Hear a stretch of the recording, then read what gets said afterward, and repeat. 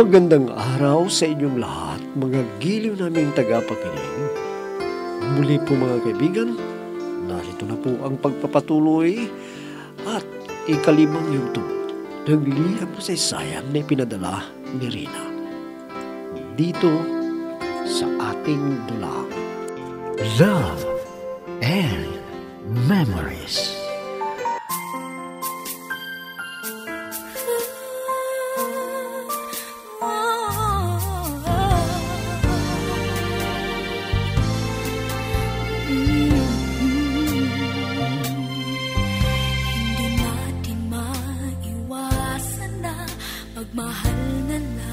Sinabi ni Tino na ako ang tinitibok ng puso niya.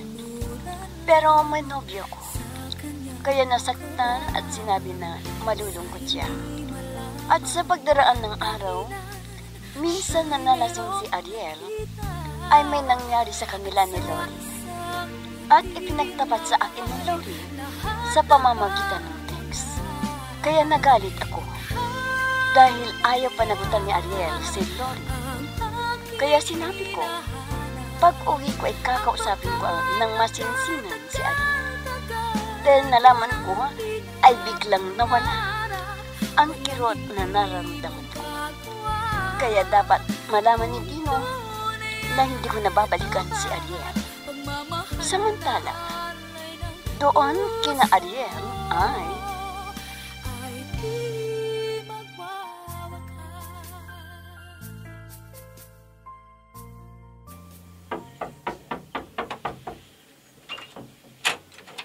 Ha? Lori, bakit ka nagpunta rito sa bahay?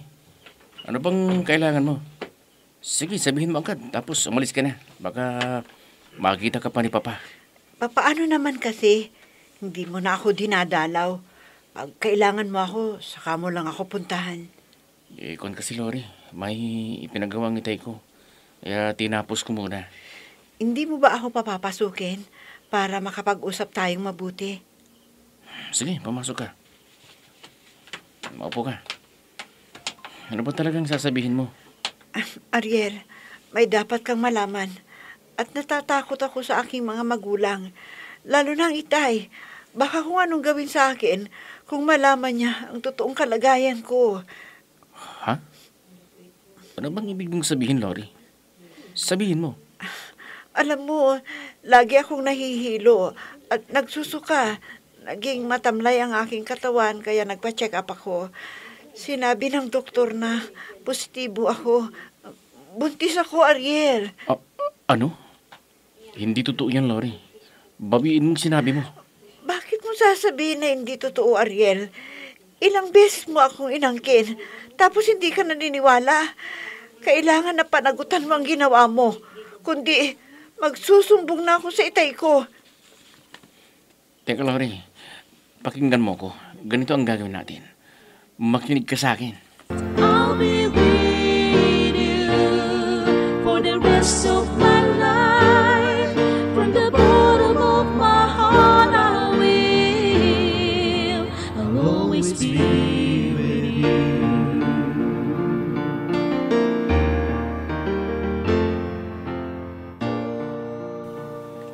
Oh, Bering. Parang hindi ka mapakali dyan.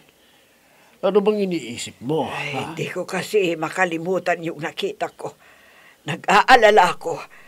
Paano kung umuwi na si Rina? Kailangan natin na ipaalam sa kanya. Huwag muna, Bering.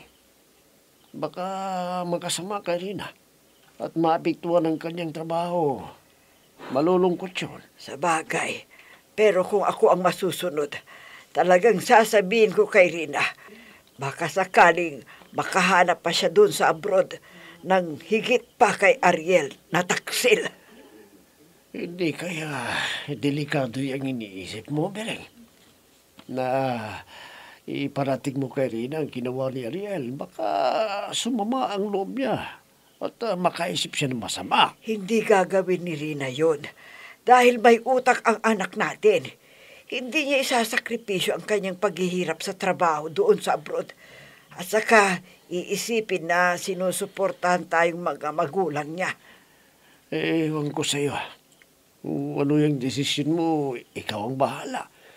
Basta, hindi maapektuhan yung anak mo. Siyempre naman, ayokong masaktan ang ating anak dahil mahal natin siya at mahal rin tayo.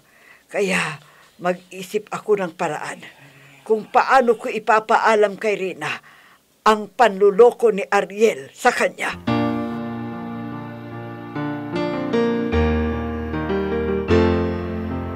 I'm so blessed I have you, 'cause you gave the world to me. You're my inspiration, the perfect one in my life forever. You make my life complete. Alam mo, Lori, nagpapagamot si Daddy. Kaya gipit pa ang pera para sabihin ko sa kanya na magpapakasal na tayo. Ha? Anong ibig mong sabihin? Anong gagawin natin? Paano na ang kalagayan ko, Ariel? Huwag kang mag-alala. Magsasama muna tayo habang hindi pa pwedeng pakasal tayo. Dahil malaki ang gastos ni Daddy sa kanyang sakit. Kung ganun, saan tayo titira? Doon ba sa bahay ninyo? Hindi, Lori. May naisip ako. Dadalhin kita doon sa bahay ng tiyahin ko. Doon ka muna titira at pupuntahan kita doon. Ayokong magalit si Daddy. Baka maatake pa siya. Sige, ikaw ang bahala. Basta, wag mo akong pababayaan. Dahil walang magsusuporta sa ating magiging anak. Huwag kang mag-alala. Hindi ko tatalikuran ang tungkulin ko sa ating anak. Kaya wala kang magiging problema sa pagtira mo doon sa bahay ng tiyahin ko. Hindi kaya magsumbong sa daddy mo ang iyong tiyahin na may kalibin ka? Hindi naman. Dahil alam niya na may sakit ang daddy ko. Tsaka sasabihin ko na hindi niya ipaparating kay daddy kung titira ka doon. Kaya doon na lang kita pupuntahan.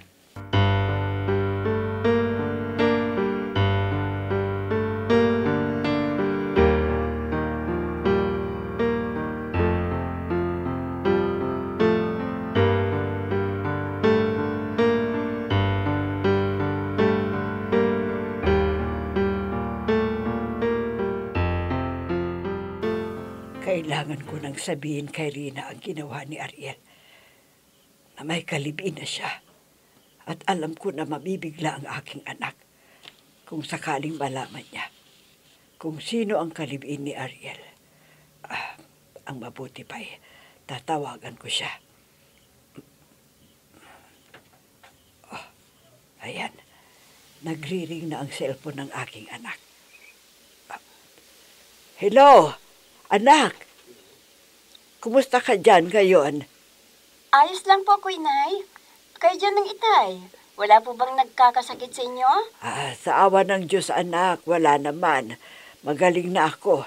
At salamat sa tulong mo sa akin, ha? Inay, wag po kayo magpasalamat. Dapat lang natulungan ko kayo. Dahil mahal ko kayo. Sana, lagi po kayong mag-ingat. Ikaw din, anak. Mag-ingat ka dyan.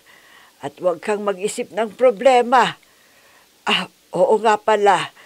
Sana ay huwag mo nang isipin ang tungkol sa nobyo mo. Kasi... Alam ko na ang nangyari, Inay. Huwag po kayong mag-alala sa akin. Tanggap ko na ang pagbabago ng kanyang damdamin. Sino ba ang nagsabi sa iyo yan, anak? Ang bilis naman ng balitang yan sa'yo. Na ang kaibigan mong si Lore at ang kanyang kalibin. Mismong si Lori ang nag-text sa akin, Inay. At hindi naman niya kasalanan. Dahil pinilit siya ni Ariel noong nalasing siya. Ganun ba? O sige, anak. Huwag mo nang pansinin ang nangyari. Kailangan na pagtuunan mo ng pansin yung trabaho mo. Opo, Inay. Walang problema sa akin yun. Makakahanap pa ako ng higit pa kay Ariel. Sige po, Inay. Oras na ng aking trabaho. Babay na po. Sige, anak. Bye-bye. Ay, mabuti na lang. At tinanggap niya ang kalukuhan na ginawa ng kanyang nobyo. Sana magkaroon pa siya ng nobyo doon na magmamahal sa kanya ng tapat.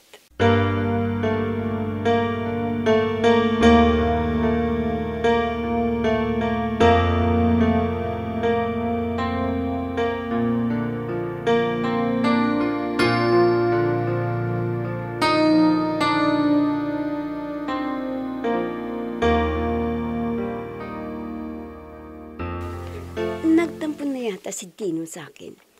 Dahil sinabi ko na may nobya na ako. Kaya hindi na siya nagpapakita dito. Kung kailan nawala ng problema, para sagutin ko na siya, hindi ko na siya nakita. Pero hindi bale. Hahanapin ko doon sa lugar na pinapasyalan namin. Hindi ko man kasi alam kung saan siya nagtatrabaho. At hindi ko rin makontak sa cellphone niya. Diyos ko, ano ba itong nararamdaman ko? Namimiss ko na siya. Hinahanap-hanap ko na siya. Dino, asan ka na? Magpakita ka naman sa akin. Magpakita ka na.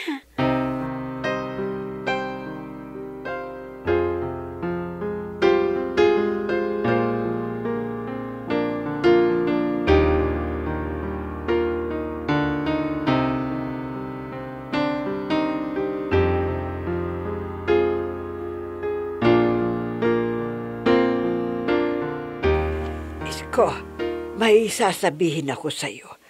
Alam mo ba na nalaman ka agad ni Rina ang balitang pakikipag-live-in ni Ariel?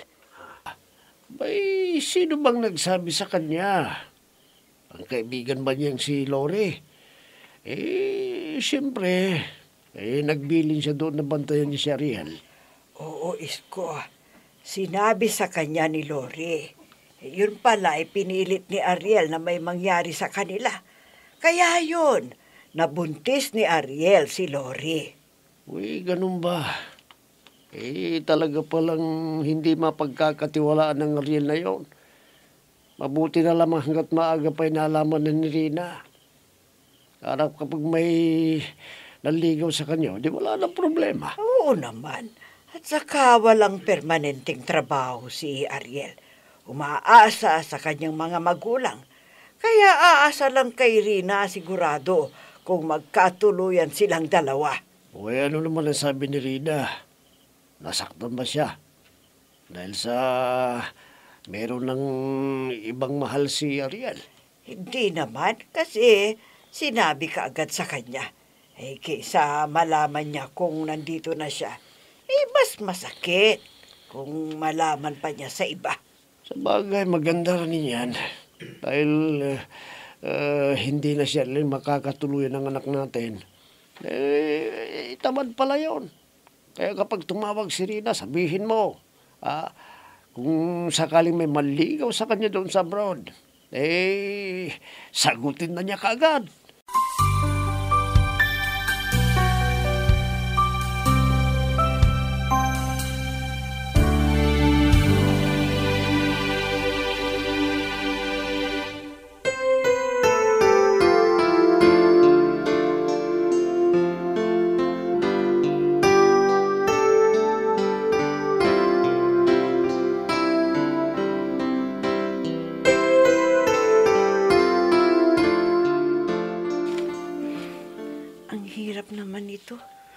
Tuwing araw lang nandito si Ariel dahil hindi pa pinaalam sa kanyang daddy niya na buntis na ako. Nahihiya tuloy ako sa kaibigan kong si Rina. Parang inagaw ko sa kanya si Ariel. Pero hindi ko sinasadya na may mangyari sa aming dalawa ni Ariel.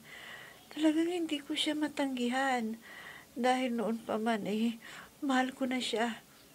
Hindi bale. Pinaliwanag ko kay Rina ang lahat at naintindihan naman niya ako, lalo na't buntis na ako ngayon. Sana naman, pag naipanganak ko ang aking anak, dapat nang panagutan ako ni Ariel o kaya magpakasal na kaming dalawa para hindi lumaki na bastardo ang anak namin. Sana mag-propose na sa akin si Ariel.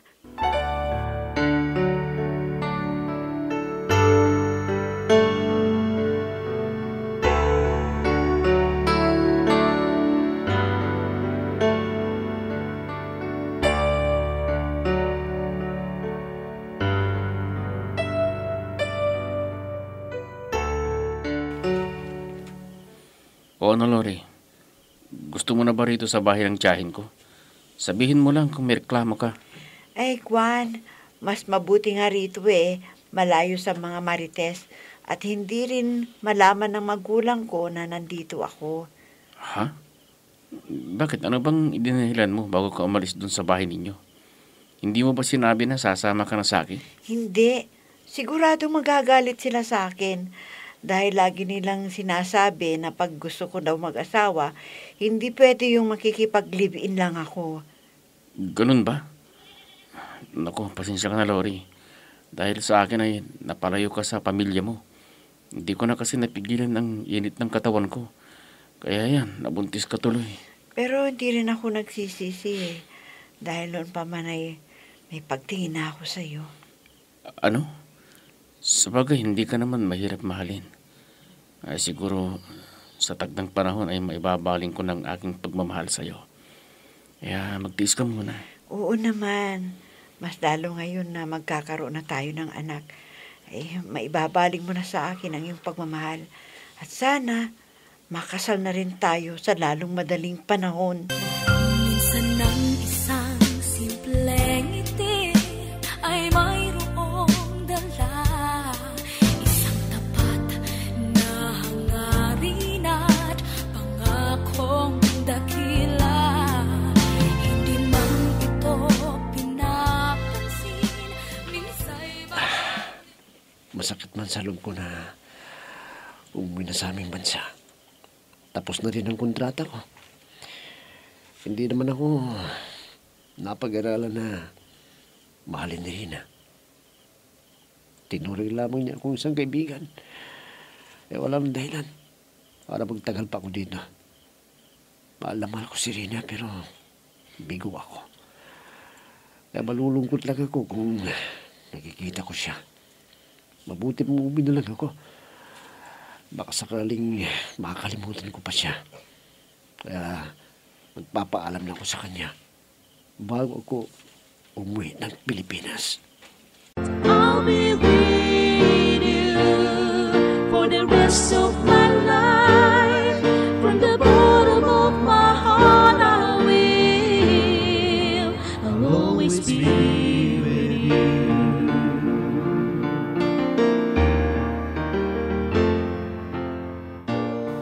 Dahil sa dami kong pinuntahan para hanapin si Dino, ay nagutom tuloy ako. Dito kami masayang kumakain at nagkukwentuhan.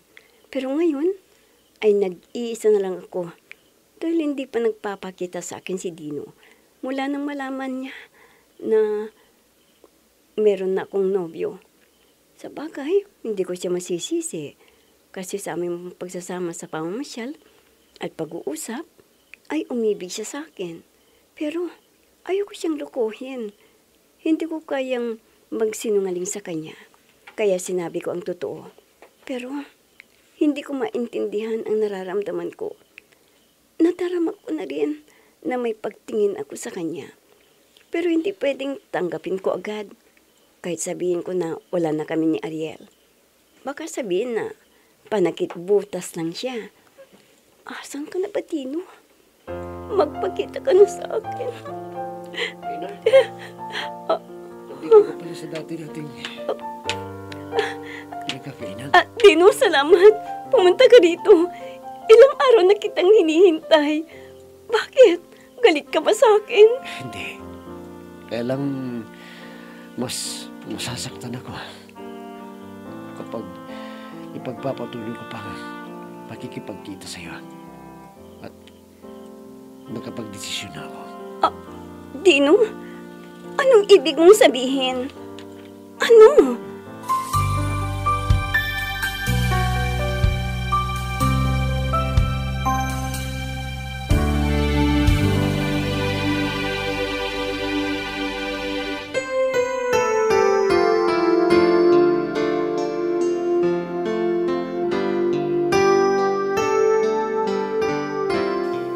Ano kaya ang plano ni Dino? Mga kaibigan, huwag ninyong kaligtang subaybayan ang pagpapatuloy at ika-6 na yugto ng liham kasaysayan na padala ni Rina. Dito sa ating dulang Love and Memories. Mga nagbibigay buhay sa ating dula ay sina Mayra Abrihal Narnola, Susan Malikdem, Robert de Guzman, Yehuda Ismael, Eva Alcoriza, Jun Cabato, Ami Diaz, at si Oscar Ora. Technical supervision at musika ni Oscar Ora. Nilapatan ng tunog ni Robert de Guzman. Mula sa panulat at direksyon ni Ami Diaz. Love and Memories. Inihahandog sa inyo ng F3 Recording Studio para sa Pambansang Radyo ng Pilipinas, Bombo Radio, Philippines.